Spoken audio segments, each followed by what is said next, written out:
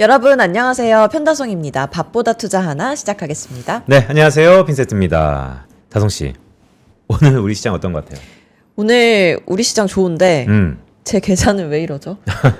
뭐가 문제일까요? 뭐가 문제냐? 그러니까요. 오랜만에 우리 증시가 지수 자체가 반등하고 있는데 곳곳에 물어보니까 내 계좌는 왜 이러냐? 아직까지 내 계좌는 글쎄 좀처럼 체감적이지 않다라는 얘기가 좀 많이 들리는 하루인 것 같습니다. 소외된 종목들이 그럼에도 불구하고 하나둘씩 시세를 내고 있는데 자, 이럴 때일수록 잠시 잊혀졌던 소외된 종목들을 우리가 봐야겠죠? 저희 밥보다 투자 하나의 별난 종목 판별사 서초 WM 센터의 박별남 차장 모셨습니다. 어서 오세요. 안녕하십니까.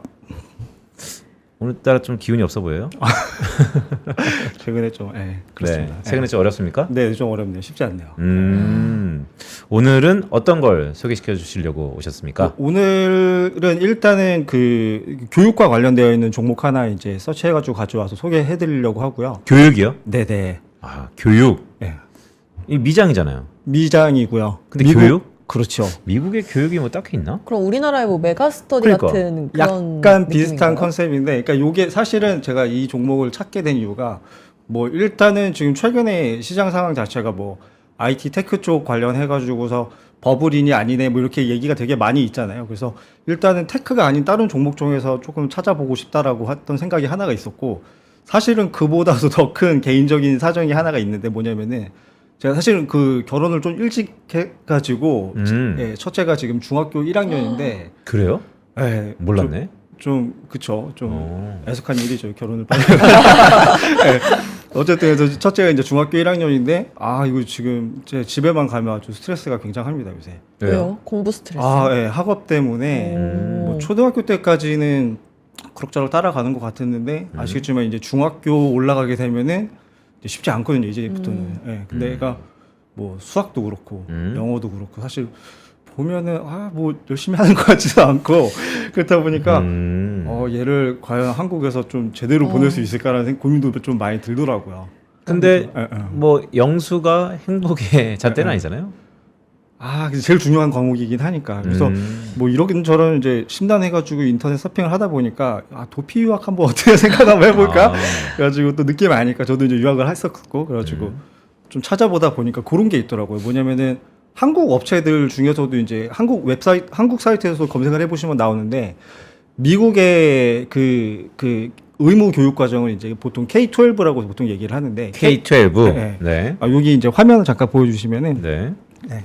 K는 그 아시겠지만 그 유치원 킨더가든 할 때 K자고 12는 이제 초등학교 1학년은 1학년 그 다음에 이제 그쭉 이어져 가지고서 예를 들면 뭐 7학년은 중학교 1학년 그 다음에 뭐 고등학교 1학년은 쭉쭉쭉 이제 올라가는 그런 미국 같은 경우는 K-12라고 보통 얘기를 하더라고요. 근데 요 K-12 같은 경우에는 이제 미국의 이제 그 공립 학교 기준으로 만들어져 있는 이 체계인데 이거를 굳이 미국에 유학을 안 보내더라도 네. 그 일부 이제 인증 기관이 인정을 해주는 온라인 스쿨이 있어요. 네. 그래서 그 온라인 스쿨에서 수강을 하게 되면은 검정고시를 따로 보지 않더라도 미국의 학력이 인정이 되고 나중에 이제 미국에서 만약에 대학교를 보낸다거나 네. 아니면 뭘 하더라도 그게 다 인정이 되는 절차가 있더라고요. 그래서 그거를 한국에서도 그걸 대행을 해주는 업체들이 일부가 있고요. 네. 비용을 제가 찾아보니까 한 9,000불 정도 1년에 엄청 싸네요. 괜찮죠, 할만하죠. 그럼 학부모의 마음을 가득 담은 그치요. 주제 네. 선정인 거네요. 네.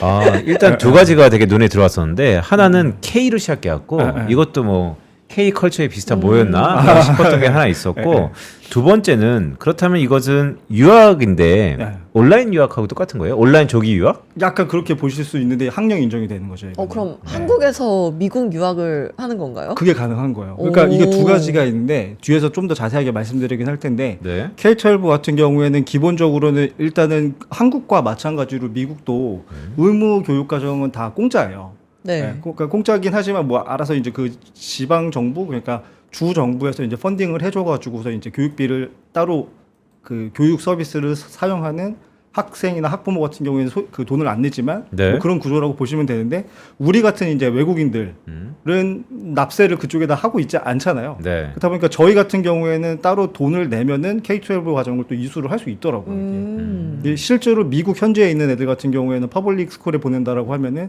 돈을 따로 내지 않아도 K-12 과정을 이제 이수를 할 수 있는 그런 시스템이라고 보시면 돼요. 근데 잠깐 이게 제가 요즘에 하도 졸업한 지가 오래돼갖고 헛갈리는데 예를 들어서 한국의 중고등학교를 안 나와도 한국 대학을 지원할 수 있는 건가요? 아니 검정고시를 봐야죠. 그러니까 그러면 네. 이거 하면 한국 대학은 못 가네요. 그렇죠. 그래서 아. 이제 둘 중에 하나를 선택을 해야 되는 거고 저도 이제 저희 아들 한번 보고 이게 되겠다 안 되겠다 싶으면 바로 꺾어가지고 이제 또 비유하기 길로. 이해했어요. 그러니까 유학을 뭐 한국 교육이냐 미국 교육이냐 그 호불호가 있겠지만 결국 한국 이외의 지역에 대학에 진학의 꿈이 있다면 네.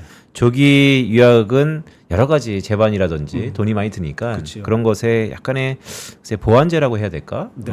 이런 온라인 교육이 그렇죠. 있다라는 것이죠. 네. 네, 이런 그럼 섹터가 있습니다. 이 교육 과정이 진행되는 데서 주목할 만한 기업이 있어서 가지고 오신 거죠? 네네 맞아요. 그래서 사실은 뭐 저희 같은 그러니까 해외에 있는 한국 사람들이 이제 K-12 교육 과정을 이제 돈을 내고 인수를 해가지고 거기에 대해서 말씀을 드리려고 하는 건 아니고 네. 본토 기준으로 해가지고서 K-12와 관련되어 있는 온라인 스쿨을 운영을 하고 있는 업체가 있어서 그 업체에 대해서 이제 소개를 해드리려고 하는 거고요. 그 뒤에서 좀 더 말씀드리긴 하겠지만 그 업체에 대한 소개에 앞서가지고서 왜 이제 K-12 교육 과정을 온라인으로 교육을 받아야 되는지에 대해서 제가 좀 설명을 좀 드리려고 하는데, 그러니까 K-12 같은 경우에는 기본적으로 그냥 이게 온라인으로 꼭 이수를 해야 되는 게 아니라 퍼블릭 스쿨에 그냥 다니면 되는 거잖아요. 네. 근데 오프라인 퍼블릭 스쿨에 다니지 않고 최근에는 이제 K-12 교육 과정을 온라인으로 그냥 이수해 버리려고 하는 움직임들이 조금씩 나오고 있는 상황입니다. 왜 그렇죠? 이게 좀 뭐 단축되나? 그것도 있어요. 말씀하신 부분도 있고요. 조기 그게 가능하고. 그렇죠, 그렇죠. 그래서 제가 관점을 이제 한 두 가지 정도로 이제 해가지고서 정리를 해봤는데, 화면을 일단 보시게 되면은 일단은 왜 K-12 교육 과정을 굳이 온라인으로 이수를 해야 되는지 첫 번째로는 일단은 학생의 입장에서 한번 생각을 해보실 수가 있을 것 같아요. 그래서 네. 저거 화면 한번 보시면은 화면에 제가 띄워줬네요. 예.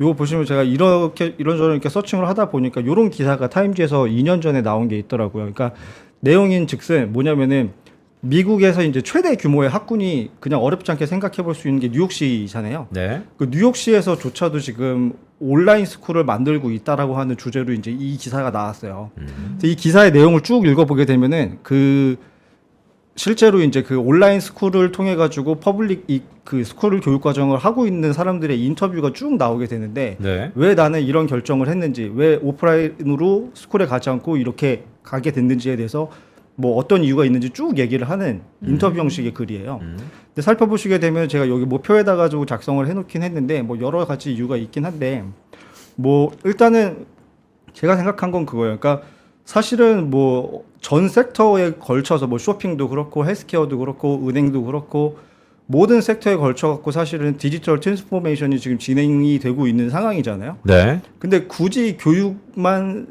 오프라인을 고집을 할 필요가 없다라는 거죠. 그러면서 여러 가지 이제 예시가 나오게 되는데, 방금 전에 이제 빈센트님이 말씀해 주신 거대로 학습 속도가 사실은 학생들마다 다 다르지 않습니까? 네. 그러니까 뭐 예를 들면 한 반에 뭐 30명에서 40명 정도가 있다라고 하면 그 중에는 진짜 잘난 애들도 있을 거고 평균보다도 못하는 애들도 있을 텐데, 교사는 어쨌든 그 평균 수준에 맞춰 갖고 이제 교육을 할 수밖에 없는 거고요.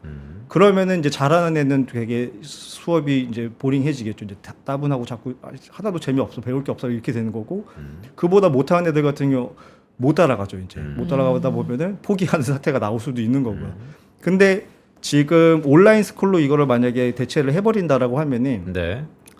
이런 겁니다. 어떤 학생이 하나가 있는데 그 학생이 수학은 내가 굉장히 잘해. 그러면은 1학년이지만 4학년 교육 과정을 막 빠바박 월반을 해가지고 할 수도 있는 거고. 근데 얘는 언어 영역은 너무 딸린다라고 하면 1학년은 계속해서 이제 보충 수업을 받을 수도 있는 거고요. 그런 식으로 하게 되면은 사실은 학생 입장에서 봤을 때는 훨씬 더 이제 시간을 효율적으로 사용할 수 있다는 거고요. 그러니까 여기에도 이제 우리 맨날 얘기하는 AI 시스템이 또 도입이 돼가지고 네. 뭐 부족한 부분이 있다라고 하면 그 부분에 대해서 커리큘럼을 보충해 주시는 성격으로 나오고 있어요. 마치 넷플릭스라든가 아니면 유튜브에서 네. 좋아하는 거에 맞춰갖고 컨텐츠가 계속 뜨는 것처럼요. 예, 예. 그렇게 돼 있고 뭐 시간과 장소에 따라서도 이제 미국 같은 경우에 또 워낙에 땅덩어리가 넓다 보니까 뭐 지금 괜찮은 스쿨에 가려고 하면은 굉장히 이제 물리적인 거리가 굉장히 멀잖아요. 그래서 요것과 관련해서는 좀 뒤에서도 또 말씀을 드릴 텐데 학교권의 자유라고 하는 컨셉이 또 있더라고요. 그래서 우리나라도 사실은 마찬가지지 않습니까? 그 강남의 땅값이 비싼 뭐 여러 가지 이유가 있겠지만 그 중에 하나는 이제 면학 분위기가 잘 조성이 되어 있고 좋은 선생님들 많이 있는 학교에 가고 싶어 하다 보니까 물리적인 위치가 그쪽에 많다 보니까 강남 8구가 되게 가격이 비싼 거잖아요. 근데 우리나라도 그 정도지만 하는 미국 같은 경우도 이게 문제가 심각했었나 봐요. 근데 요거를 교육의 평등성이라고 하는 측면에서 봤을 때는 그럼 돈 없는 데들은 계속 뭐 할렘 같은 데서 그냥 뭐 마약이나 팔아야 되냐 뭐 이렇게 되는 거잖아요. 그래서 온라인 스쿨의 컨셉을 가지고 오게 되면은 교육의 평등권의 컨셉에도 부합이 한다. 네. 그래서 사실은 뒤에서 좀 더 말씀드리긴 할 텐데 정치하시는 분들 같은 경우에는 사실 명분이 굉장히 중요한데 명분상으로도 봤을 때 헌법이 보장하고 있는 교육의 평등성 컨셉에도 이게 맞다라는 거죠. 온라인 스쿨이.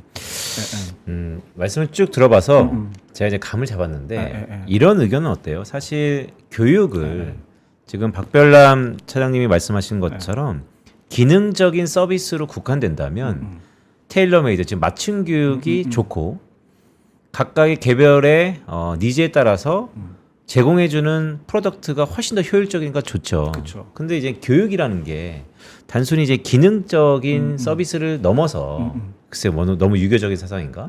우리가 학교에 가는 이유는 나보다 좀 못한 친구들도 같이 배려할 수 있고 맞아요. 할 수 있고 네트워크 등등이 있잖아요. 그쵸. 그런 의미에서 보면 글쎄 이게 미국에서만 그게 통하는 건지 아니면 미국 이외의 지역으로 그러니까 뭐 교육 서비스를 수출한다라는 이것도 하나의 플랫폼이라고 본다면 그쵸.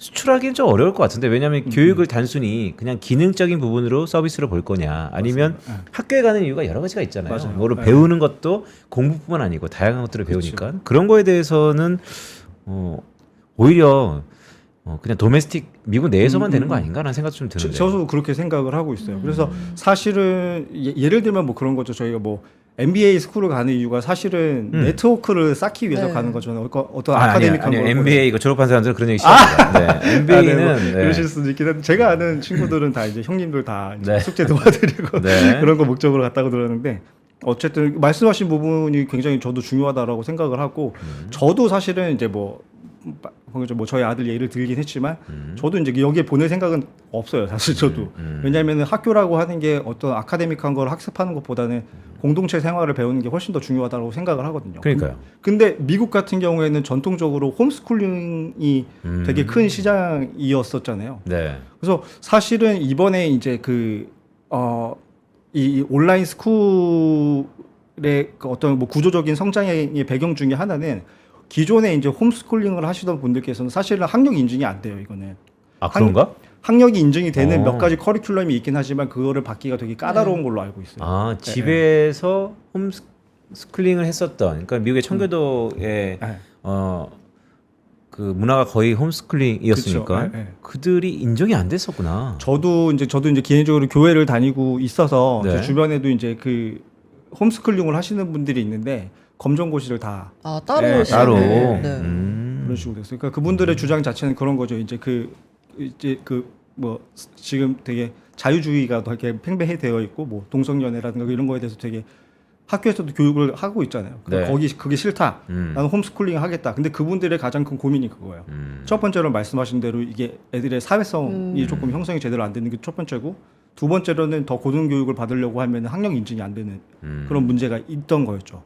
근데 지금 방금 말씀드린 이 K-12를 온라인 교육 과정으로 만약에 인수를 한다라고 하면은 모든 온라인 스쿨이 다 인정이 되는 건 아니지만은 미국 정부에서 지정해 놓은 인증 기관에 허가를 받은 온라인 스쿨 같은 경우에 차터 스쿨 같은 경우에는 걔네들은 학력 인정이 되는 겁니다. 그러니까 홈스쿨링을 희망을 하는 사람들의 대부분의 그 홈스쿨링을 하시는 분들의 그 니즈는 뭐냐면은 사실은 뭐 아카데믹한 거를 내가 더 잘 가르칠 수 있어라기보다는 제가 경험해본 홈스쿨링을 집에서 하시는 분들은 그거 말고 어떤 본인들이 추구하는 가치관과 다른 거를 추구하는 친구들 또는 아니면 교사들이 교육 외적인 부분을 자기 아이들한테 가르치는 걸 싫어해서 이걸 하는 거거든요. 근데 아카데믹한 부분만 내가 이 온라인 스쿨을 통해서 집에서 K-12 교육과정을 인수를 하고 나머지 이제 뭐 종교관이 됐던 그런 거는 내가 집에서 가르치겠다라고 하면은 그분들한테는 이게 굉장히 좋은 선택지가 될 수 있다는 거죠. 그러니까 이전에 없었던 옵션에서 하나의 그렇죠. 네. 오프셔널이 생겼다, 채널이 생겼다는 네, 것은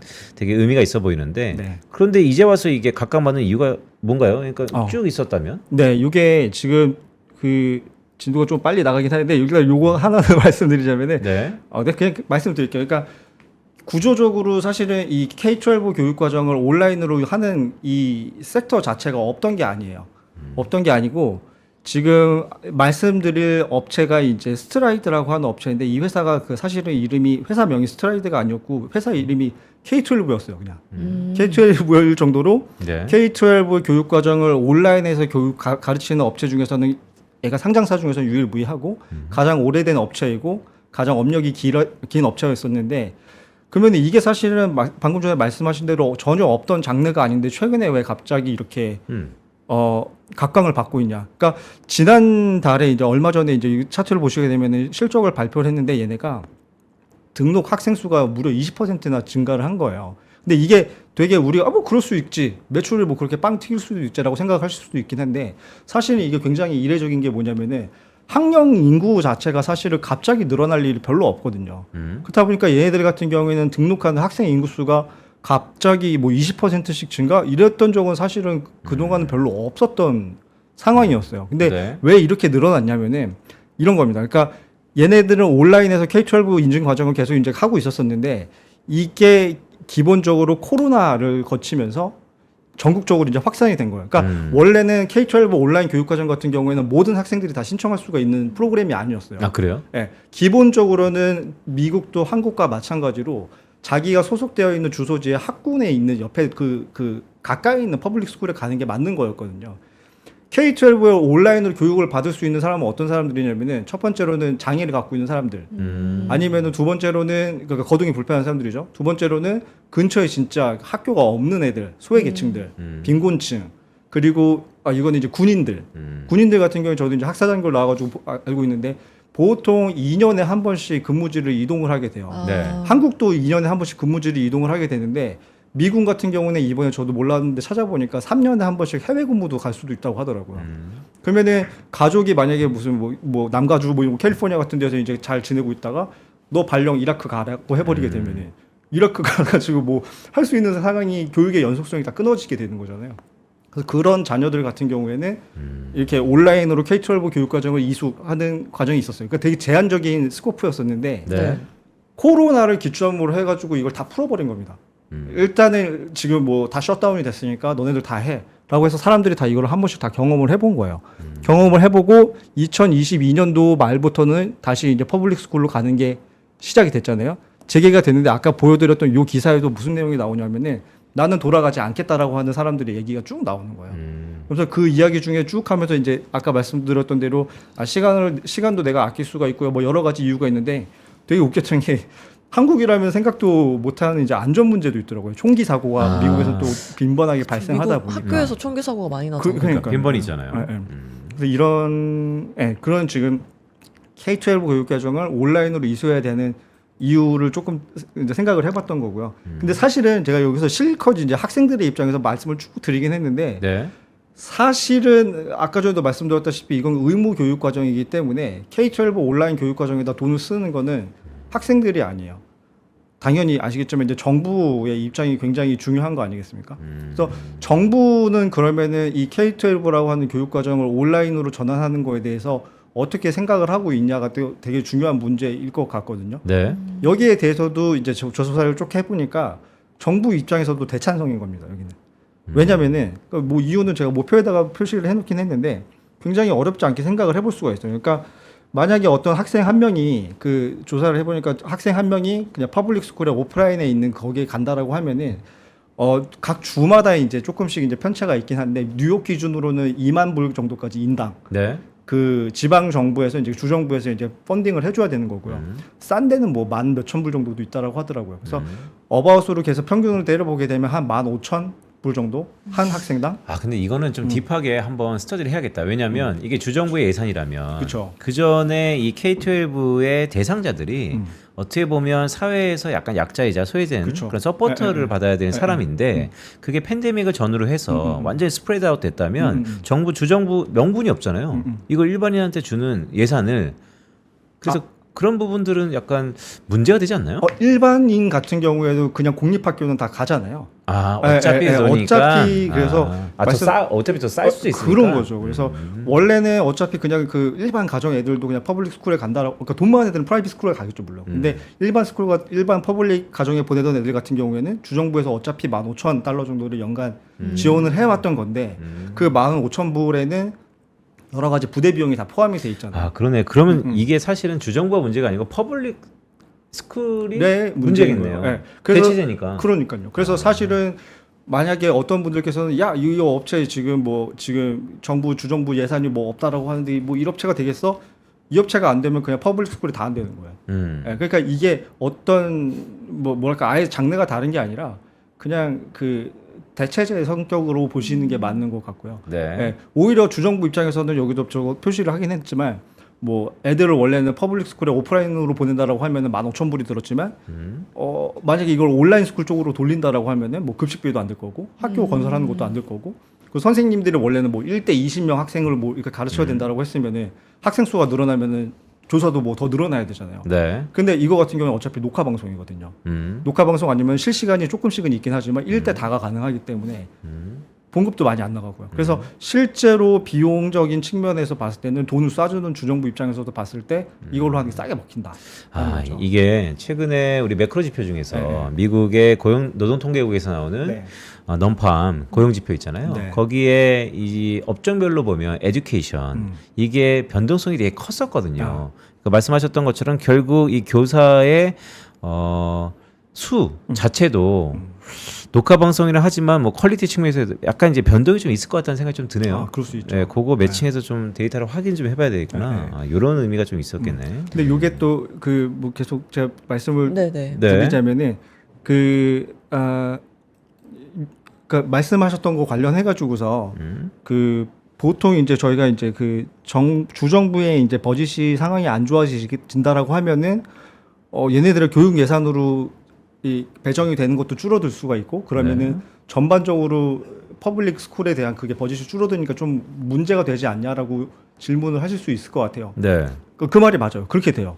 실제적으로 이제 교육에 대한 그 예산이 줄어들게 되면은 직격탄을 맞는 게 얘네입니다. 그러니까 어떤 구조이냐면은 비즈니스 구조에 대해서 아까 좀 설명을 못 드렸는데 되게 쉬워요, 그냥. 그러니까 예를 들면 그 박별남이라고 한 학생이 뭐 워싱턴주에 살고 있는데 네. 내가 워싱턴주에 살고 있는데 그냥 그 학교에 가기가 싫은 거예요. 그냥 무슨 뭐 총기 사고도 무섭고 해가지고서 난 그냥 온라인 스쿨로 등록을 할래. 그러면 웹서핑을 합니다. 웹서핑을 하고 학력 인증이 가능한 온라인 스쿨을 찾은 다음에 거기에다가 등록을 하게 되면은 온라인 스쿨에서 연계되어 있는 스트라이드 이 업체한테 이게 그 매니지먼트가 다 넘어가게 돼요. 네. 그러면은 주정부 같은 경우에는 일단은 그 지원금을 이 온라인 스쿨 차터 스쿨한테 주정부가 돈을 주게 되면은 자기 부대 비용 조금만 떼고 예를 들면 10% 정도만 떼고 90% 정도는 스트라이드한테 넘기는 겁니다. 그럼 스트라이드가 이제 교육과 관련되어 있는 모든 거를 매니징하고 제공을 해주는 거고요. 그래서 주정부의 예산이 절대적으로 중요한 상황이라고 보시는 게 맞긴 한데 그러면 지금 안 그래도 뭐 지금 국채 발행 규모도 늘어나고 채권금리도 올라가고 뭐 세수도 지금 안 좋고 막 해가지고 어려운 거 아니냐? 어려울 수 있긴 한데 네. 사실 요 자료를 보시게 되면 되게 좀 재밌는 자료였어요. 뭐냐면은 이거는 약간 그 실업급여와 약간 비슷한 컨셉인 것 같더라고요. 그러니까 경제 상황이 안 좋다라고 하면은 정부에서 이제 돈을 푸는 여러 가지 방법이 있잖아요. 그거와 관련해 가지고서 민간 지출이 뭐 경제 사이클이 안 좋아진다라고 하면은 선제적으로 돈을 풀어야 될 섹터 중에 하나가 교육 지출이다라고 하는 보고서가 실제로 나와 있고요. 이렇게 이론만 나오고 만 게 아니라 이게 실제로 2008년에 금융 위기가 터졌었잖아요. 그때 이제 그 연방 정부의 경기 부양법 ARRA에 따라 가지고 K-12 교육 예산에다 536억불을 쏴버렸어요. 그래서 아까 말씀하셨던 대로 이제 그 교사들이 이때 2008년 9년도에 이제 캘리포니아나 막 이런 데서 막 굉장히 막 다 잘릴 위기에 있었었는데 이 긴급 자금이 원래는 주정부 돈으로 주정부 예산으로 이게 운영이 돼야 되는 건데 주정부가 하도 이제 못 살겠다라고 하니까 연방 정부에서 돈을 확 쏴버려가지고서 대부분을 이제 구제를 했던 그런 경험이 있습니다. 그래서 말씀. 네. 댓글 중에 한국에서도 이 과정을 할 수 있는 건지 가능해요. 그 들었는데, 네이버에 네. 찾아보시면 업체들이 있어요. 아, 그래요? 네. 그러면 근데 마침 이게 한국에서 할 수 있지만 이걸 하게 그렇죠. 그리고 하게 되면 한국의 대학 진학하고는 중장기 전략이 따로 가야죠. 그럼 한국에서 하게 되면 미국 유학 경험은 생기지만 그렇죠. 한국에서 따로 검정고시를 보고 한국 대학교를 가야 하는 아마도 맞죠? 이 교육 과정을 하게 되면 한국은 버려야 되지 않을까. 왜냐면 완전히 다르니까. 다르기도 하고 사실 한국에서도 입시 경쟁이 만만치가 네. 않은데 이걸 하면서 그것까지 하겠다는 쉽지 않을 것 같아요. 가르만 잘 타야 될 것 같습니다. 네.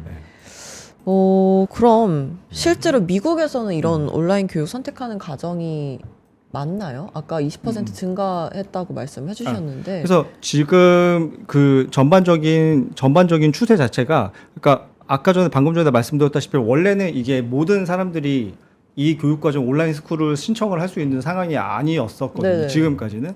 근데 최근에 이제 아까 전에 말씀드렸다시피 이 학생 수가 크게 늘어났던 이유 중에 하나는 학생 수가 이번에 그 작년도 풀 이어 기준으로 20%가 증가했는데 그 이유 중에 하나는 학교 선택권이라고 하는 컨셉이 있어요. 이게 뭐예요? 네, 그러니까 학교 선택권이라고 하는 컨셉은 뭐냐면은 네. 말씀하셨던 대로 내가 우리 아이의 교육 과정을 선택을 하겠다는 거예요. 그래서 크게 생각을 해보게 되면 차터 스쿨이 있을 거고요. 그냥 일반적으로 인증을 받든 퍼블릭 스쿨에 보내는 방법이 있고 홈스쿨링을 하는 경우가 있고 아니면 온라인 홈스쿨을 지금 설명드리는 요 세 가지 그리고 프라이빗 스쿨에 그냥 돈 많은 사람들 이제 프라이빗 스쿨로 보내는 한 네 가지 정도의 이제 장르가 있더라고요. 그 중에서 하나를 선택을 해가지고서 하는 게 중요하다라고 얘기를 하는 거고요. 온라인 스쿨을 왜 우리한테는 열어주지 않느냐? 이거는 평등하지 않다라고 하는 분위기가 사회적 분위기가 지금 만들어져 있는 상황이고 주정부 입장에서도 봤을 때 이렇게 하니까 더 싸게 먹히네. 굳이 우리가 이거 명분을 따져봐도 맞고 그다음에 실리를 따져보더라도 유리하다 보니까 이 지금 요거를 좀 점진적으로 늘려나가고 있는 상황이다. 이거는 근데 사실 폭발적으로 늘려면 예를 들어서 퍼블릭 스쿨을 오프라인으로 가면 15,000불인데 지금 이 K-12를 하면 예전 10,000불이다. 10,000불. 그럼 스프레드가 5,000불이잖아요. 그렇죠. 그래서 모든 사람들한테 똑같이 15,000불을 주고 10,000불짜리 갈래, 15,000불을 갈래. 10,000불짜리 가면 5,000불은 너가 리펀해 줄게. 이렇게 하면 이 사람들이 엄청 갈 것 같은데 왜냐하면 이걸 듣고 그걸로 뭐 사교육을 듣는다거나 다른 거 하면 딱 좋을 것 같아서 그러니까 예상 전부 어차피 예산은 정해져 있는 거니까 그거를 줄인다는 컨셉보다도 그렇게 해야지 이게 폭발적으로 늘어날 것 같은데요? 그럴 수도 있겠네요. 그 그러니까요. 부분은 제가 고민 못 해봤는데 네. 그렇게 하면은 더 빨리 늘어날 수 있겠네요. 그러니까 업체 측면에서는 그러면 네. 제빡이죠. 어차피 그렇죠, 뭐 그렇죠. 눈먼 돈. 네. 요 그 지금 말씀드리는 요 그 스트라이드 같은 경우에는 사업부가 그 두 가지 정도가 있는데 K-12 계속 얘기 드렸던 K-12 교육 과정이 하나가 있고 그게 거의 실적의 한 80% 이상을 차지하고 그게 사실 알맹이긴 해요. 네. 근데 두 번째가 뭐가 있냐면은 말씀하신 대로 약간 방과 후 교육 과정 같은 게 있어요. 그거는 사실은 주정부에서 펀딩을 해주진 않아요. 그렇죠. 그러니까 자비로 해가지고 해야 되는 건데 그 부분이 이제 커리어 교육 부문이라고 이제 표시가 되어 있는데 요것도 덩달아서 조금씩 늘어나고 있는 상황이에요. 네. 그러니까요. 한국 그러면 사실 한국의 뭐 공교육이 무너졌다, 사교육판이다 여러 가지 얘기가 있지만 어쨌든 이미지가 사교육이잖아요. 한국은. 미국도 비슷한가요? 미국 어떤 거 말씀이세요? 사교육 관련돼서 미국도 비슷한가요? 한국은 보통 교육 그러면 공교육보다도 사교육이 상당 부분 집중되고 그렇죠, 있는데 그렇죠. 미국도 사교육이 그렇게 집중적으로 사실 그 부분에 대해서 제가 고민을 못 해봤습니다. 그런 말이 있더라고요. 미국이 한국처럼 모두가 사교육을 그렇게 심하게 하진 않는데 하는 사람들은 한국보다 더 빡세게 한대요. 그러니까 저는 사실은 이제 유학은 이제 중국에서 하다 왔는데 중국 네. 같은 경우에는 어떤 식이냐면은 공교육 자체가 굉장히 이게 세요. 그러니까 저도 고등학교까지 이제 한국에서 이제 나오고 네. 이제 갔는데 말씀하신 대로 제가 이제 6차 교육 과정 마지막이었었거든요. 85년생이어서. 근데 그때까지만 해도 학교에서는 솔직히 말씀드리면 그때는 저희 다 잤어요. 내신이 없었어요. 그때는 저희는 다 정시로만 정말요? 갔던 시절 아시겠지만 그렇다 보니까 그렇다고 뭐. 내신 공부할 시간에 그냥 자는 거예요. 자고 3시 반에 끝나면 다 강남 대성학원 아니면 메가스터디가 그때 처음 생겼었거든요.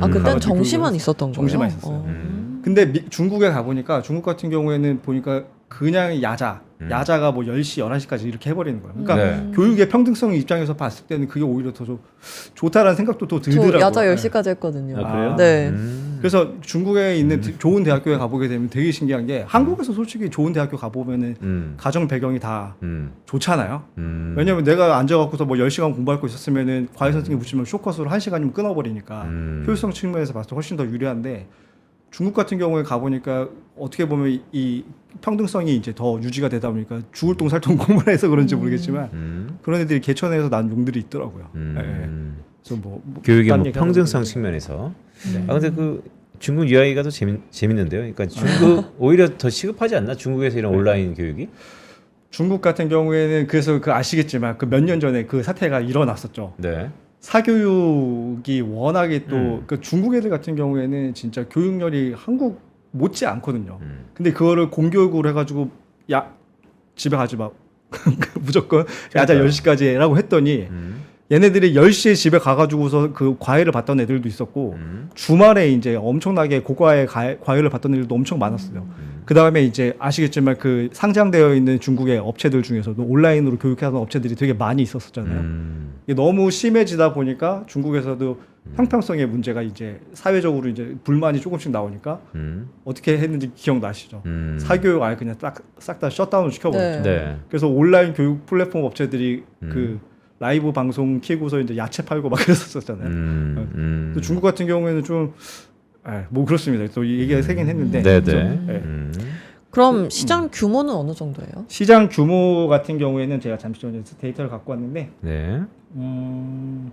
지금 2024년 연말 기준으로 해서 북미 전체 지역의 K-12 온라인 교육 시장 규모가 1260억 불 정도 수준이라고 알려져 있고요. 네. 1260억 달러. 1260억 불 수준으로 알려져 있고 요게 뭐 그거 그냥 그런 거 앞다잖아요. 그것보다 더 중요한 거는 이제 그래서 성장 가능성이 어느 정도인지가 더 중요한 건데 일단 당장의 올해 2025년 기준으로 봤을 때는 이게 전년 대비 한 20% 정도 성장한 1,540억 불 정도가 예상이 되고 있고요. 20%나 증가하는 겁니다. 작년도보다. 그리고 요게 2029년까지 하게 되면은 3,300억 불. 그러니까 매년 거의 연평균 20%씩은 성장할 거라고 보여지고 있는 업계예요. 그래서 사실은 어떤 인더스트리가 연평균 20%씩 성장한다라고 하면은 굉장히 고성장하고 있는 네. 산업이라고 보실 수가 있잖아요. 근데도 불구하고 요 스트라이드 같은 경우에는 지금 밸류에이션을 본다고 하면은 밸류에이션이 또 굉장히 또 싸요. 그러니까 이 업체 같은 경우에는 제 생각에는 지금 밸류가 어느 정도냐면은 그 피스컬 이어 기준으로 작년도 갖고 와서 보시게 되면은 퍼가 지금 15배 정도 수준밖에 안 돼요. 그리고 우리가 보통 이제 얘기하는 영업이익 대비 이 기업 가치가 몇 배 정도 수준에서 거래되느냐를 EV 네. 에비타를 갖고 와서 보는데 네. EV 에비타 같은 경우에도 얘네가 지금 10배 정도 수준밖에 되지 않습니다. 원래 이 온라인 교육 사업이 성장성보다는 네. 수익성이라서 그 정도 밸류를 주는 거 아니에요? 수익성 같은 경우에 말씀드리자면은 그래서 제가 사실은 이 업체가 굉장하다라고 생각을 하는 건데 네. 이 화면을 보시게 되면은 이 그 영업이익 에비타 마진 같은 경우가 이 업체가 19.4%예요. 네, 영업이익률이 지금 19.4%인데 이게 최근에 어마무시하게 늘어난 겁니다. 영업이익률이 원래 이랬던 업체가 아니에요. 그러니까 원래 5년 평균의 이 업체의 그 에비타 마진, 그러니까 영업이익률 같은 경우에는 10% 초반, 이게 지금 5년 평균이다 보니까 최근치를 갖고 와가지고서 이게 10%까지 올라갔지 원래는 10%가 채 안 되던 업체였어요. 표를 보니까 에비타 그로스가 YOY 기준으로 거의 60%네요. 엄청납니다. 그러니까요. 그래서 요게 지금 사실은 또 이게 어렵지 않게 생각을 해보실 수가 있는 게 온라인에서 플랫폼으로 사업하는 애들 같은 경우에는 사실은 판관비가 들 게 별로 없어요. 변동비가 그러니까요. 없잖아요. 그래서 매출 기준으로 살펴보시면은 요게도 나와 있긴 한데 매출이 지금 얘네가 지금 매출이 17.9%가 늘었는데 제가 여기 표현은 가지고 오지가 않았는데 매출이 18% 가까이 전년 대비해갖고 상승을 했는데 얘네들의 판관비 같은 경우에는 4%밖에 안 올랐어요. 그러니까 그 말인즉슨 영업 레버리지가 상당하다는 거고 매출액이 빠르게 늘면 늘수록 이 업체의 영업이익률 같은 경우는 지금보다도 더 올라갈 수도 있고 EPS 같은 경우에도 훨씬 더 많이 찍힐 수가 있다라는 거죠. 그러니까 이게 결국에는 뭐 플랫폼 비즈니스니까 네. 코스트는 정해져 있고 그렇습니다. 그러니까 매출이 곧 뭐 어닝이죠, 이익이죠. 맞습니다. 근데 여기서 궁금한 건 이러면 이제 미국의 인구 구조를 잘 봐야 될 것 같은데. 그렇죠. 그러니까 인구 구조에 따라서 절대적인 모수니까. 그렇죠. 이민도 뭐 줄고 이래서 좀 부정적이지 않나요, 정말? 근데 기본적으로 저도 그 부분에 대해서 좀 찾아보긴 했는데 말씀하신 대로 이민이 줄어드는 거는 약간 부정적인 요소 중에 하나긴 해요. 네. 그러니까 전체 학령 인구가 줄어들고 있는 거는 문제긴 한데 사실은 한국처럼 그렇게 인구 절벽이 나오고 있는 나라는 아니고요. 아시겠지만. 그리고 지금 이 아이들 같은 경우에는 기존에 있던 학령 인구, 그러니까 기존의 퍼블릭 스쿨을 잘 다니고 있던 애들이 이쪽으로 유입이 되면 얘네들은 돈을 버는 구조이기 때문에 사실은 뭐 모수 자체는 조금은 지금보다는 줄어들 수는 있겠으나 이 온라인 스쿨의 성장하는 속도가 모수가 줄어드는 것보다 더 빠르다라고 하면 할만한 거죠. 그런 데이터가 있어요. 그러니까 아까 그게 제가 볼 때 포인트인데, 그러니까 퍼블릭 스쿨을 다니다가 중간에 어떻게 보면 이제 피벗, 그러니까 편입 같은 거죠. 전환되는 그런 데이터가 따로 있어요. 그런 데이터는 저도 찾아봤거든요. 근데 그건 없었고 일단은 이 회사가 하는 말을 믿고 따른다라고 하면은 회사가 이제 이번에 실적 발표를 하면서 가이던스를 제시를 한 게 학생 수가 자기네가 2030년까지는 연평균 한 15%씩은 증가를 할 것 같다라고 얘기를 했습니다. 너무 나이브한 전망 아닌가? 그렇게 커지나? 연평균 15% 정도가 만약에 맞다라고 하면은 굉장한 일일 것 같아요. 네. 그러니까 작년도보다 올해 지금 20% 증가했는데 걔네 입장에서는 낮춰서 얘기를 한 거니까 어마무시하게 막 그렇다라고는 보긴 좀 어려운 것 같아요. 이게 생각해 보니까 제가 뭐 갑자기 여기 경영권자로 빙의해서 막 이것저것 여쭤보는데. 이게 우리가 그 한국에서 라이센스의 온라인 이런 그 뭐랄까 교육 과정을 보면 그것에 맞는 프로덕트 단말기들이 있잖아요. 그렇죠. 요거만 볼 수 있게. 그렇죠. 그렇죠. 이것도 그렇게 모수가 증가한다면 그런 상황에서 뭐 파인 튜닝된 그런 프로덕트가 있어야 되는 거 아닌가요? 그게 그냥 집에서 PC에서 하는 것보다 뭔가 그런 공간을 마련해서 단말기라든가 그런 거 말씀하시는 네.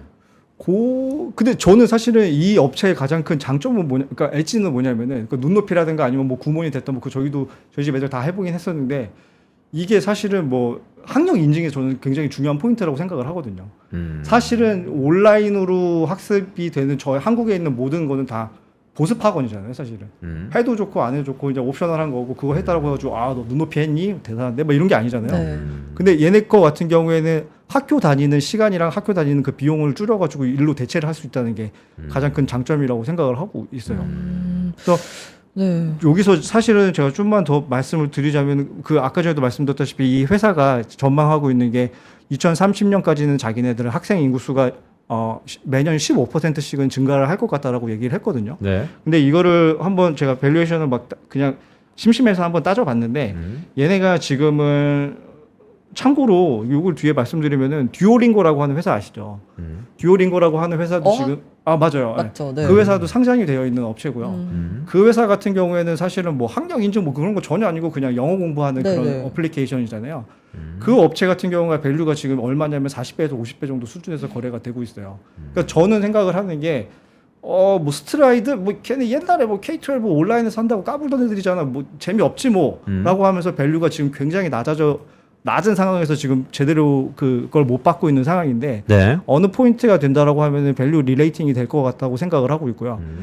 굉장히 보수적으로 제가 한번 이제 심심해갖고 한번 추정을 해봤는데 지금 얘네 인구 데리고 있는 학생 수가 얼마냐면은 18만 명 정도 되고 있어요. 그렇게 많지 않은 것 같은데 18만 명이요? 그렇게 많지 않아요. 그러니까 아까 전에도 말씀드렸다시피 얘네들 그 온라인 그 스쿨의 전체 시장 규모가 1,200억 불 정도라고 말씀을 드렸거든요. 1,200억 불 규모 수준에서 이 업체가 작년도 풀 이어 기준으로 매출을 24억을 찍었어요.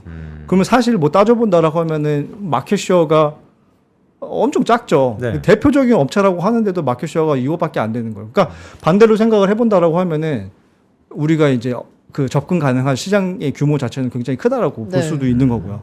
그래서 한번 제가 따져봤더니 지금 한 18만 명 정도 학생을 데리고 있는데 얘네가 매출을 24억 불을 찍었단 말이죠. 그러면은 진짜 단순하게 그냥 아메바처럼 계산을 해본다라고 하면은 24억 불 나누기 이제 그 18만 불 정도 해보면 대충 뭐 한 1.33배 정도가 되는 수준이라고 보시면 돼요. 그러면은 얘네가 주장하는 대로 매년 뭐 15%씩 이제 증가를 한다고 했는데 헤어컷 적용해가지고 웃기지 마. 10%씩 적용한다고 볼게. 그러면 3년 뒤가 된다고 하면 1.1의 3승에다가 이제 18만 명을 곱하게 되면은 네. 대충 한 25만 명 정도가 돼요. 네. 그럼 25만 명 기준으로 우리가 만약에 얘네가 18만 명 기준일 때 24억 불 매출을 찍었으니까 그러면 25만 명 되면 얼마 찍을지 역산하고 계산해보게 되면 대충 한 33억 불. 네. 이거는 사실은 그 영업 레버리지 효과 계산 안 했을 때 매출 기준으로 33억 불 정도가 될 거고. 자연 증분했을 때. 그렇죠. 네. 네. 자연분 증분했을 때 한 그 정도가 될 거고. 지금 얘네들이 이익률이 한 10, 영업이익률이 한 19% 포인트 정도가 나오고 있는데 어쨌든 영업 레버리지 효과도 계산을 해본다고 하면은 EPS가 지금 그 작년도 그 풀이어 기준으로 봤을 때 한 8불 정도 하는데 적어도 한 13에서 15불 정도까지는 네. 3년 뒤에는 그 정도는 증가할 수 있다고 생각을 하고 있거든요. 네. 그러면은 EPS 기준으로 만약에 13불 찍는다고 했을 때 필요 없어. 그래도 나는 여전히 15배 줄 거야라고 하면 200불이에요. 지금 주가가 한 160 초반이기 때문에 네. 보수적으로 그 멀티플이 릴레이팅이 안 된다고 하더라도 학생 수만 증가해도 지금보다는 40불 정도는 상승률이 있다라고 생각을 하고 만약에 듀오링고가 45배 정도 밸류를 받고 있는데 45배까지도 필요 없어도 한 20배만 줘라고 해도 숫자는 굉장히 크게 잡히게 되겠죠. 그래서 저는 사실 생각을 해봤을 때 주가 차트 보면 되게 무섭거든요. 엄청나게 올라간 거 같고. 네. 네. 근데 지금 당장 이거 풀 매수하세요라고 얘기를 하는 게 아니라 한 3년에서 5년 정도 생각을 한 다음에 조금씩 주가 빠질 때부터 사신다라고 하면 괜찮을 것 같아요. 이 주식이 지금 조정받았던 팔란티어보다 좋을까요? 그걸 지금 말씀드리고 싶은 게 뭐냐면은 그러니까 저 지난번에 와가지고 말씀드렸던 매드페이스도 네. 그렇고 이 업체도 그렇고 IT 섹터가 지금 조정을 꽤 세게 받고 있잖아요. 뭐 긴가 아닌가, 뭐 버블이다 아니다 해가지고 들락날락 이렇게 하고 있잖아요. 매드페이스도 그렇고 이 업체들 같은 경우에 보시면은 주가가 안 흔들려요. 그러니까 그 이유는 자체가 이 주식을 들고 있는 사람들은 팔지 않겠다라고 하니까 주가가 안 빠지는 거잖아요. 그래서 제가 봤을 때는 AI 버블이 진위 여부에 대해서 맞네 틀리네라고 우기는 것보다는 뭐 그럴 수도 있지 뭐. 근데 저는 일단 그 AI 테크 관련돼 가지고서 주식을 갖고 있긴 한데 그거 말고 다른 섹터에서도 조금 찾아보면 괜찮을 것 같다는 생각이 들어요. 그러니까 이제 조정에 대한 두려움, 네, 부침에 대한 변동성에 대한 그 신경성과 온도 차이가 싫다면 잠시 소나기를 피해가야 된다면 스트라이드 괜찮다 이런 말씀이시죠? 네, 저는 괜찮을 것 같습니다. 네, 그럼 마지막으로 오늘 말씀해주신 투자 포인트 요약해주시면 어떻게 요약할 수 있을까요? 투자 포인트는 일단은 여기 제가 표로 이제 표시해 드린 게 있는데 굉장히 간단해요. 일단은 정부 돈을 받아서 사업하는 애들이 사실 제일 안정적인 매출 구조를 갖고 있잖아요. 방산도 그렇고. 네. 그래서 안정적인 정부 펀딩을 갖고 있는 아이들인 거고 사실은 경기 침체가 온다고 하더라도 교육비는 가장 늦게 줄이죠. 네. 저만 허리줄 이제 벨트 쫄말 멜 때도 학원비는 가장 나중에 이제 줄일 것 같긴 하거든요. 그래서 어쨌든 안정적인 정부 펀딩이 있고 여기에 대해서는 사회적인 공감대가 있기 때문에 교육을 쉽게 교육 관련된 버짓을 줄일 만한 정치인은 별로 없다라고 생각을 하고 있고요. 진짜 힘든 게 아닌 이상 말이죠. 그리고 구조적으로 성장하고 있는 산업이다. 이거는 말씀드렸다시피 기존에 있던 K-12 온라인 교육 과정을 이수할 수 있었던 일부 사람들만 있었다라고 하면은 점차적으로 정부에서 이거를 수강 가능한 학생의 그 스코프를 늘리고 있기 때문에 시장이 빠르게 성장을 하고 있다. 연평균 기준으로 20%씩 상장을 하고 있는 굉장히 빠른 고성장 산업이라는 거고요. 세 번째로는 확장성이 있는 비즈니스를 갖고 있는 업체다라는 거죠. 확장성 있는 비즈니스다. 확장성 같은 경우에는 아까 잠깐 말씀드렸었던 K-12 교육과정으로 일단은 정부 돈을 받아갖고 운영을 하면서 학생 수를 끌어들인 다음에 그 다음에 커리어 러닝이라고 하는 방과 후 학교 교육과정 같은 걸 통해서는 이제 훨씬 더 마진을 많이 챙기는 식으로 해갖고 나오는 거죠. 그리고 얘네 같은 경우에는 지금 아까도 말씀드렸다시피 영업 레버리지가 상당히 하기 때문에 매출만 늘어난다, 학생 수만 늘어난다라고 하면은 사실은 변동비가 있는 건 아니기 때문에 이익이 빠르게 늘 수 있다고 보고 있어요. 알겠습니다. 자, 오늘 다소 좀 생소하지만 그래도 교육을 또 다시 좀 바라보면 뭐 그럴 수 있겠다라는 생각도 드는 K-12 시스템의 대명사죠. 기업 스트라이드에 대해서 알아봤고요. 저는 이 말이 좀 뇌리에 박히는데 지금 팔란티어 조정받았지만 팔란티어에 대해서 홀짝하는 대신에 물론 수익성이 좋은 기업이지만 나는 스트라이드 도 포트폴리오의 한 부분 차지하는 것이 어떨까 그렇게 제안드린다라는 말씀이 좀 내리에 박히는 것 같습니다. 자, 지금까지 박별남 차장과 함께했습니다. 고맙습니다. 네, 감사합니다. 네, 이어지는 다음 코너는 마켓 이슈 하나하나 시간인데요. 지금 시장의 온도가 어떤지 함께 체크해 보겠습니다. 잠시 광고 듣고 바로 만나 뵙도록 하겠습니다. 부장님, 요즘 입맛이 통 없어요. 왜? 요즘 투자가 다 안 되나 봐? 제가 산 것만 떨어져요. 어떻게 하죠? 그렇다면 밥보다 투자 공부해보는 건 어때? 매일 오전 11시 남들보다 한 발 앞서가는 당신을 위한 든든한 투자 정보가 찾아옵니다. 지금 꼭 사야 할 핵심 종목과 시장의 향방에 대한 명쾌한 예측, 미리 준비해야 할 투자 트렌드까지 꾹꾹 눌러 담아드립니다. 밥보다 더 든든한 계좌를 원하세요? 밥보다 투자 하나 많은 시청 부탁드립니다. 남다른 수익을 원하세요? 한 발 더 앞서가고 싶으세요? 시간은 없고 매일 두리뭉실한 정보만 주는 투자 방송에 지치셨나요? 점심시간 딱 1시간만 더 투자해보시는 건 어떠세요? 진짜 돈 되는 정보, 진짜 투자하는 사람들의 이야기를 들려드립니다. 매일 오전 11시 남들보다 한 발 앞서가는 당신을 위한 든든한 투자 정보가 찾아옵니다. 지금 꼭 사야 할 핵심 종목과 시장의 향방에 대한 명쾌한 예측, 미리 준비해야 할 투자 트렌드까지 꾹꾹 눌러 담아드립니다. 밥보다 더 든든한 계좌를 원하세요? 밥보다 투자 하나 많은 시청 부탁드립니다.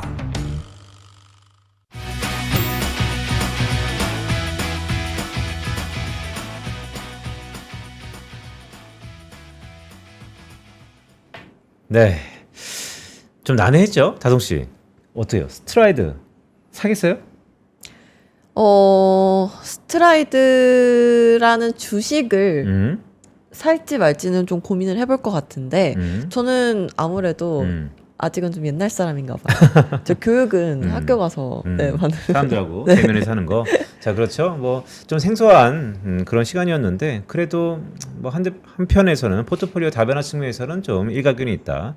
또한 여러분들 박별남 차장이요, 되게 소외되어 있는 종목들을 갖고 나오는데 꽤 시간 지나고 나면 그래도 되게 시세가 항상 좋았던 거 다시 한번 말씀드리면서, 자, 마켓 이슈 하나하나 시간, 오늘은 자, 이분을 또 모셨죠. 이윤희 PB와 함께합니다. 어서 오세요. 안녕하세요. 하나증권 이윤희 PB입니다. 네, 왜 이렇게 얼어 있어요? 하하, 좀 긴장이 되네요. 또 긴장이 된다고? 네. 네, 오늘 PD님이 네, 포복 운동을 하고 있습니다. 네. 자, 우리 장이 녹록치가 않은데 이런저런, 글쎄 지수는 오르고 있는데 대표주들은 왜 이 모양이냐, 막 이런 얘기도 많고, 또 개인적으로도 엄청 지금 뭐 문자가 옵니다. 지수 오르는데 과연 진짜 내 포트폴리오 오르는 게 맞냐? 전반적으로 코스피 코스닥 지수 흐름 한번 봐야 될 것 같은데 오늘 전반적인 분위기 어떻습니까? 네, 오늘 우리가 어제는 조금 심리가 안 좋았는데 오늘은 단기 바닥이라는 심리가 작용이 되면서 오늘 코스피 코스닥 양시장 상승 출발하고 있습니다. 네, 차트 보여주세요. 네, 상승 출발하고 있다. 네. 미국 같은 경우에는 이틀 연속 다우마 조금 상승하고 나스닥이랑 S&P가 하락을 했는데 그럼에도 불구하고 코스피랑 코스닥은 상승을 했습니다. 코스피 같은 경우에는 기관이 2천억 정도 매수를 진행하고 있고요. 코스닥은 외국인 기관이 소폭 매도는 하고 있지만 지수는 상승하고 있습니다. 선물 같은 경우에도 외국인이 대략 3천억 가량 매수를 하면서 지수 상승을 이끌어주고 있습니다. 네, 그럼 오늘 오르고 있는 종목들 어떤 종목 있는지 보겠습니다. 어떤 네. 종목들이 있나요? 오늘 조금 좋은 뉴스들이 많이 나왔는데요. 아, 그래요? 네, 오늘 원전 관련해서 최근에 뭐 굴욕 협약이다 해서 조금 심리가 안 좋았는데 오늘 한수원이랑 웨스팅하우스가 합작 회사를 만든다고 합니다. 네. 미국 시장을 진출하겠다는 의지가 담아진 뉴스가 나오면서 오늘 한전기술이 16% 상승을 하고 있고 어제 급락을 보였던 주사 에너빌리티도 오늘 10% 정도 강세를 보이고 있습니다. 주사 에너빌리티 차트 한번 층 볼까요? 네. 우리 김영일 소장이 진짜 나는 계속 주사 에너빌리티 원전 50년 만의 사이클이다. 여러분들 그 컨텐츠 꼭 한번 보셨으면 좋을 것 같은데 지금 어떻습니까, 차트는? 지금 바닥을 한 어제까지만 하더라도 6만 원이 깨지는 모습이 보였다가 오늘 6만 원을 복귀하고 있는 모습입니다. 지금 외국인들이 순매수하고 있는 모습이고요. 오늘 조금 또 특징 업종이 대한유화, 롯데케미칼이 오랜만에 조금 급등하고 있는 모습인데요. 정부도 그렇고 금융위도 그렇고 석유화학 쪽에서 정부 지원과 금융 지원을 해주겠다는 이제 뉴스가 나오면서 오늘 석유화학 쪽에서 강세를 보이고 있습니다. 네. 오늘 종목들을 보시면 코스피 같은 경우에도 6,500개 정도 상승을 하고 있고 코스닥도 1,200개 정도 상승을 하고 있는데 오늘 딱히 하락하는 테마가 있진 않고 개별 이슈대로 움직이고 있고 전반적으로 양호한 흐름을 보이고 있다고 말씀드리고 싶습니다. 네, 그럼 반대로 하락하고 있는 종목은 어떤 종목들이 있을까요? 오늘 딱히 하락하는 테마가 뚜렷하게 있다기보다는 개별 뉴스대로 움직이고 있고요. 오늘 보시면 하이닉스가 조금 약세를 보이고 있습니다. 하이닉스 무슨 네. 일 있나요? 네. 아무래도 샘 알트먼도 그렇고 하워드 막스도 그렇고 AI 거품론을 제기를 했는데요. 그에 따라서 오늘 엔비디아도 조금 약세를 보였고 뭐 AMD, 팔란티어가 조금 약세를 보이면서 오늘 SK 하이닉스도 약세를 보이고 있는데 반대로 삼성전자 같은 경우에는 HBM4 뉴스가 나오면서 오늘 강세를 보이고 있습니다. 엔비디아 밸류체인으로서 SK 하이닉스의 하방 압력. 네. 그러니까 저희가 한 2주 정도 된 것 같아요. 삼성전자냐 SK 하이닉스냐 뭐 할까요? 얘기가 많았는데 글쎄 느낌 아닌 느낌으로 삼성전자가 SK 하이닉스보다 좀 더 시세를 내는 듯한 모습을 좀 보이고 있는 것 같은데. 자, 오늘 오전에 우리 시장을 움직였던 다양한 뉴스들이 있다고요. 어떤 뉴스들인지 하나하나 좀 볼까요? 네, 이거는 PDF 보여주세요. 오늘 뉴스가 많네요. 그러니까. 네, 오늘 뉴스가 좀 많고요. 어제 나온 뉴스죠. 보조금 대가로 삼성전자 지분에 눈독 들고 있는 미국 정부 뉴스가 어제 로이터 통신을 통해서 보도가 됐는데 이거 관련해서는 조금 더 자세하게 설명드리도록 하겠습니다. 앞서 설명드린 것처럼 반도체 지수가 하락을 하면서 오늘 하이닉스가 하방 압력을 받고 있고요. 오늘 FOMC 의사록에서 고용 위험보다 인플레 위험이 더 크다고 발언을 하면서 9월에 금리 인하의 촉각에 곤두서고 있는 상황입니다. 그리고 말씀드린 것처럼 석유화학 관련해가지고 정부와 금융위원이 지원을 해주겠다고 말씀을 해주셨고요. 아, 절에서 오늘 정유화 오르는 거예요? 네, 그렇습니다. 아. 그리고 어제 캐대언 감독과 이재명 대통령이 만났는데요. 그에 따라서 오늘 관련해서 오늘 미디어 영상 컨텐츠 관련들이 조금 상승을 하고 있습니다. 뉴도 오늘 13% 급등을 하고 있고요. 대원 미디어, 미스터 블루, 탑코 미디어가 오늘 강세를 보이고 있습니다. 캐대언 물론 뭐 엄청난 흥행적인 작품인데 대통령이 만났다고 이게 단기간에 이렇게 오르고 내리는 게 맞나 모르겠네. 아, 그쵸. 아무래도 테마성으로 움직인 감이 없지 않아 있는데 지금 K-팝 열풍도 그렇고 캐디언도 그렇고 SM 하이브, YG 엔터테인먼트 흐름이 매우 좋습니다. 노머스도 최근에 뉴스가 나오면서 흐름이 조금 좋고 투심이 아무래도 이런 조금 무관세 이런 테마 산업에 조금 수급이 쏠리고 있는 모습이 보입니다. 그 얘기 한번 좀 들려주세요. 사실 제 눈에 딱 들어왔던 건 미국의 행정부의 그 행보가 인텔을 다시 한번 뭐 인수한다 그러지 않고 뭐 삼성전자도 지금 뭐 인수한다 그러고 도무지 뭐 뉴스 플로우를 보면 막 혼재되어 있는 것 같아요. 한번 딱 정리 좀 한번 해주세요. 이거 어떻게 되고 있는 겁니까? 어제 뉴스가 나왔는데요. 미국 정부가 TSMC와 삼성전자, 하이닉스에 이제 칩스법 보조금을 활용해서 지분 인수를 하려고 하는 뉴스가 나왔었습니다. 투자자는 이걸 앞두고 투자냐 통제냐라고 갑론을박이 펼쳐졌는데요. 대부분 투자자분들이 투자라고 보진 않습니다. 통제 압박으로 보고 있는데요. 그렇지만 약간 갑론을박이 오늘도 나왔는데 인텔 같은 경우에는 원래도 경영난이 있었던 기업이기 때문에 미국 정부의 지원이 긍정적으로 작용한 반면에 TSMC와 삼성전자는 인텔과 달리 이렇게 뭐 재무적으로 어려운 환경도 아닌데 타국에서 지분을 투자하려는 의도가 과연 불순한 의도가 아니겠느냐라는 이제 시장의 움직임이 있었는데 아니 지분을 뭐 투자하면 뭐 얼마나 산다는 거예요? 뭐 저렇게 통제할 만큼 산대요? 그 정도는 아닙니다. 그러니까.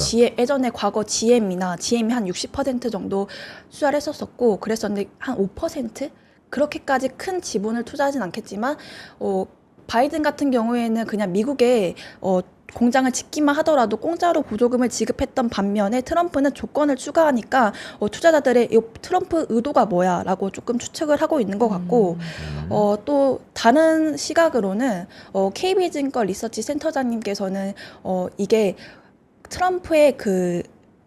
트럼프와의 결속력 강화로 볼 수 있다는 긍정적인 시각을 뭐 말씀해 주시는 분들도 꽤 계셨습니다. 아, 오히려 지분을 늘리는 게 커넥션이 좀 더 단단해지는 것 같다. 네. 근데 시장에서는 어쨌든 뭐 부정적으로 해석하는 것 듯한 모습이 드는데 아까 말씀하셨던 것처럼 5% 남짓이면 이거 상법 개정도 통과됐겠다. 뭐 의결권도 별로 없을 것 같은데 이거 왜 이렇게 화들짝 다 놀라는 거예요? 맞아요.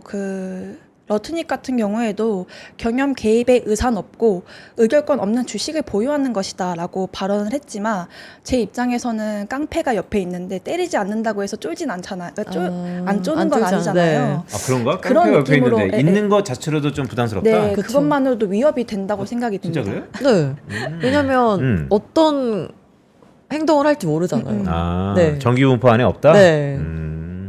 그러니까 그리고- 문신 옆에 있으면 좀 무섭다 뭐 그런 거. 그런 느낌이고 그리고 이제 트럼프가 뭐 나중에 조금 힘이 약하든 레임덕 상황이 발생해서 뭐 미국 투자를 조금 축소하려고 하고 뭐 우리나라 뭐 공장을 더 지으려고 할 때 이런 것들이 발목으로 잡힐 수도 있다는 생각이 들어서 그렇게 호재의 뉴스는 아닌 것 같지만 아직 구체화된 게 없기 때문에 이 뉴스를 조금 면밀하게 흐름을 파악해야 될 것 같습니다. 우리가 다음 주에 한미 정상회담이죠? 네. 사실 한미 정상회담에서 마스카 그러면서 이제 조선업 얘기가 좀 나올 거라 기대하는데 왠지 이런 지분 관련된 그 3,500불 우리가 투자하기로 했으니까 그러면 반대급부로 미국이 원하는 것이 좀 더 명확하게 나오면 좋겠다는 생각 좀 드네요. 그럼 오후에 주목해야 될 포인트들은 어떤 게 있을까요? 네. PDF 보여주세요.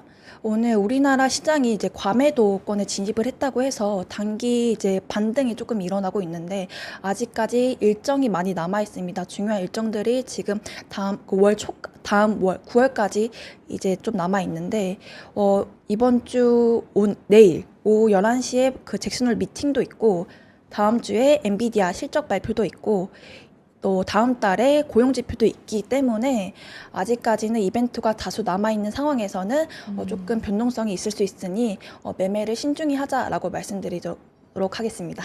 네. 다음 주는 엔비디아 실적 발표. 네. 그렇죠. 네. 세제 개편안이 확정된다나요? 아직 안 됐고요. 오늘 밤에 어제 밤에도 조금 뉴스가 나왔는데 10억 원 관련해서 뭐 10억 원 이거를 이제 발의를 했다라는 뉴스가 나왔는데 이거 관련해서 계속 체크를 해야 될 것 같고요. 네. 그리고 노란봉투법, 뭐 대주주 양도세 관련해서 아직까지 확정된 게 없기 때문에 이것들을 계속 팔로우업하면서 지켜봐야 될 것 같습니다. 네. 네, 그럼 마지막으로 오후장 투자 전략을 한마디로 정리해 주신다면요? 한마디로 정리하면 너무 섣부르게 저가 매수는 하지 말자라고 오. 말씀드리도록 너무 하겠습니다. 섣부르게 네. 저가 매수는 하지 말자. 자, 이윤희 PB에게 매주 목요일은 어떤 의미입니까? 매주 목요일은 너무 긴장되는 날이에요. 이게 하면 할수록 조금 여유로워야 되는데 네. 조금 더 계속 긴장이 되는 것 같아요. 네, 여러분 이윤희 PB가 사실 사석에서 엄청 유쾌하고 재밌는 분이에요. 근데 딱 카메라 불만 들어오면 그렇죠? 저는 오랜만에 저보다 AI 같은 사람을 만나서 반갑게 합니다. 네, 어쨌든 섣부른 대응은 좀 지양하자라는 말씀을 주셨습니다. 자, 오늘의 포인트 잘 새기면서 오후장을 준비했으면 좋을 것 같습니다. 이윤희 PB와 함께했습니다. 고맙습니다. 감사합니다. 다솜 씨, 오늘 네. 전반적으로 어땠어요? 그러니까 이번 주 사실 좀 힘들어요. 코스피 계속해서 밀리고 있다가 오늘 딱 반등이 나왔는데 한번 찍어보세요. 이런 반등 내일까지 갈까? 저는 내일까지 갈 것 같아요. 내일까지 갈 것 같아요. 왜냐하면 내일 큰 이벤트도 기다리고 있잖아요. 큰 이벤트? 잭슨홀. 아, 잭슨홀. 네. 뭔가 전까지는 그래도 사람들이 좀 관망심리. 네. 관망심리 있다가 내일까지 이런 분위기가 간다라는 것이죠. 하지만 이번 주에 되게 힘들었기 때문에 우리 특히 밥보다 투자 하나 사연도 많이 받고 있는데 내일 오시는 분들은 또 저희가 적세적소에 되게 중요한 분을 내일 어떤 분 오시죠? 내일 네. 어떤 분인 줄 아시나요? 네, 백인재. 네, 상담 하나. 드디어, 네, 드디어. 얼음이 나오시는군요. 네, 얼음과 또 저희 주치 선생님 오셔가지고 자 여러분들의 고민을 낱낱이 한번 파헤쳐 드릴 테니까요. 사실 오늘도 매우 중요했지만 오늘은 별난 주식 한번 봤었고 내일은 우리의 감성을 한번 쌍방 소통으로 할 수 있는 그런 코너를 마련했으니까요. 내일도 많은 관심 부탁드립니다. 네, 밥보다 투자 하나는 내일 오전 11시에 알찬 정보로 돌아오겠습니다. 고맙습니다. 고맙습니다.